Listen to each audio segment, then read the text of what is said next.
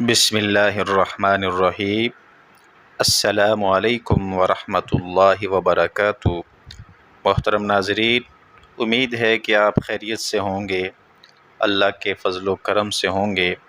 ہماری دعا ہے کہ اللہ تعالیٰ آپ کو خوش رکھے، دنیا اور آخرت کی تمام بلائیاں عطا فرمائے۔ خنثی کی نماز جنازہ میں کون سی دعا پڑھی جائے گی؟ تو اس کی دو صورتیں ہیں۔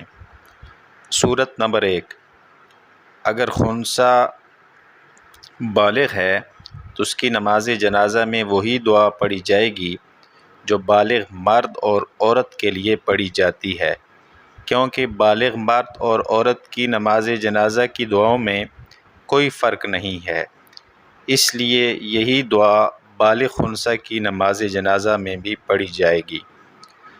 صورت نمبر 2، خنثی اگر نابالغ ہے اور یہ شناخت ہو کہ یہ لڑکا ہے تو اس کی نماز جنازہ میں نابالغ لڑکے والی دعا پڑھی جائے گی، اور اگر یہ شناخت ہو کہ یہ لڑکی ہے تو اس کی نماز جنازہ میں نابالغ لڑکی والی دعا پڑھی جائے گی۔